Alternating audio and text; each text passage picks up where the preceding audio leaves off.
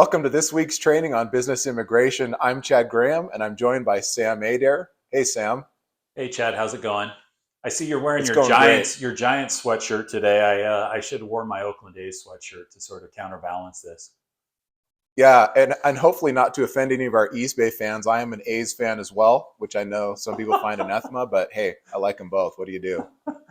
Um, all right, Sam, let's get into the training this week. We're going to be talking about recruitment and specifically how companies can look at immigration benefits as a way to enhance their recruitment process.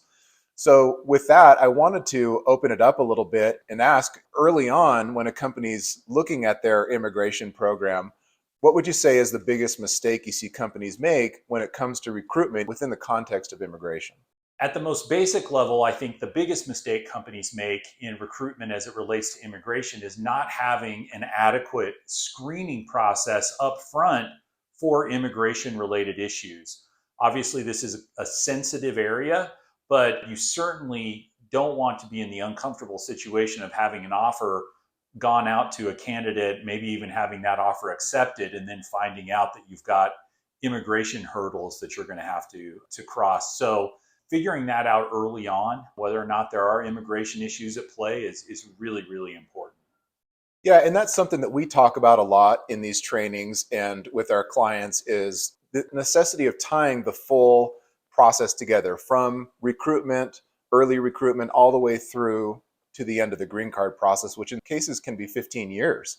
And having that all sort of mesh together well is going to be critical for companies.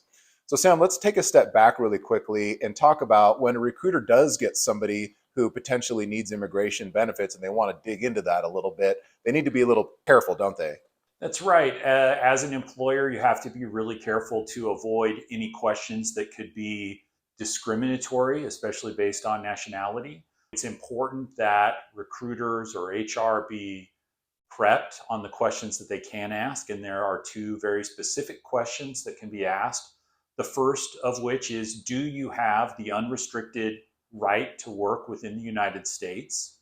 Which can be followed up with the question of, will you now or in the future require sponsorship for work authorization? And only if an employee answers yes, that they will require sponsorship at some point in the future, can an employer then start to ask more questions about somebody's specific immigration status so that the employer can understand what sponsorship and what work authorization may be required and what limitations may apply to that candidate.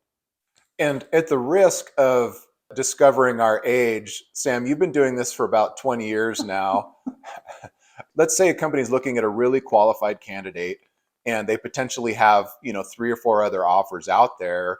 How critical is the immigration piece in their decision on which company's offer they're going to accept? In the 20 years that I've been doing this, I think that in many instances it can be the determining factor for candidates. In cases where we've seen candidates who have had multiple offers, they will often go for the sure thing from an immigration perspective. If a company is providing more support or additional immigration benefits, I've definitely seen that be the deciding factor for people in determining which offer to accept. Yeah, and it makes sense. I mean, a lot of these folks have been here for a while. Sometimes they have, a spouse, they've got kids in school, they've got their whole life here. So, making sure that's not disrupted is a high priority. So then thinking about the different levers that companies have when it comes to immigration benefits, which would you say are some of the most important? The premium processing availability that's available for non-immigrant visa transfers. And the benefit here for the candidate is that if they can get that approval of their new work visa before they come to start their new job with their new employer, it just provides them with a foundation of stability that they may not have if they feel that their application is still pending. I know in previous videos we've said that premium processing is not necessary. It's absolutely not. But if you're looking at options and potential immigration benefits in a competitive job market, premium processing is going to rank right up there. Another benefit that employees are going to be looking for is how quickly a company is going to start the green card process for them and what the support looks like there.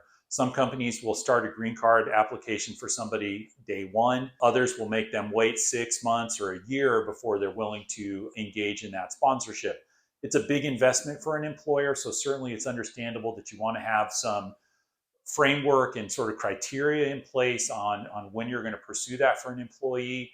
But definitely it's going to be something that immigration visa employees are going to be looking at.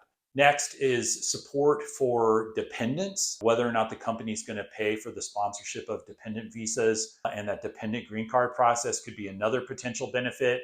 And then looking further down the road, another carrot potentially could be whether or not the company will help pay for the naturalization process for an employee who's a permanent resident.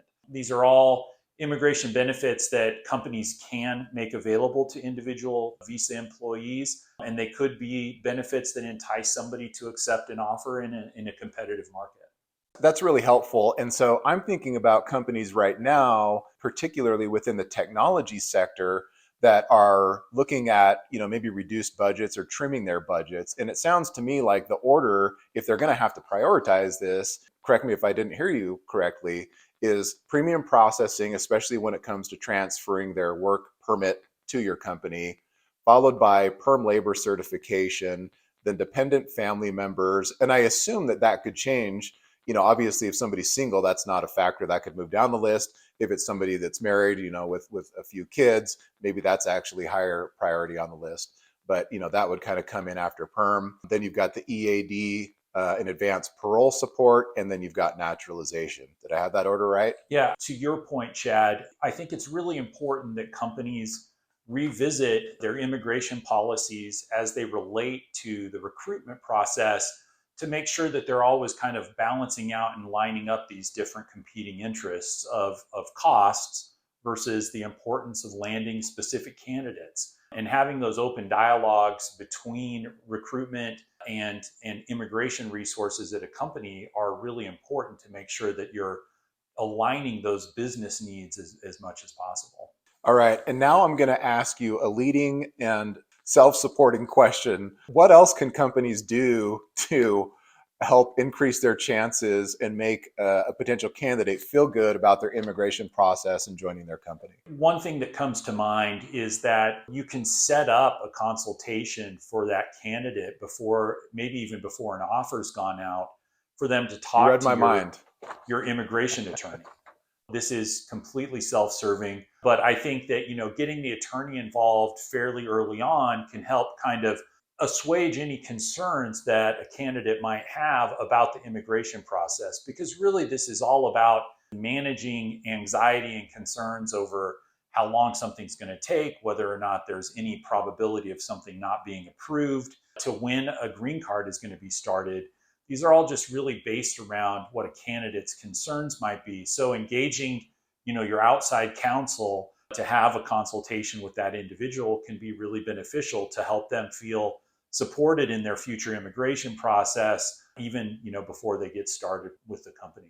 Yeah. One final thing I would say as we wrap up here is, companies need to be aware of what's going on in the job market and how competitive the job market is. I mean, right now, there have been a lot of layoffs within the technology sector. And so there's, kind of a glut of available workers.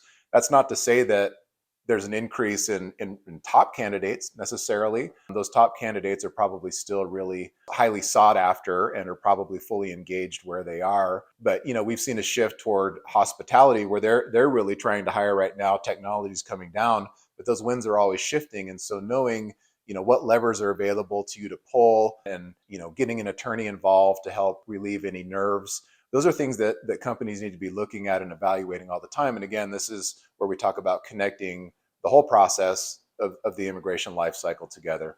So with that, we'll wrap up. Thanks for joining us. Sam, thanks for your time. Hey, thanks for having me. Have a great week, everybody.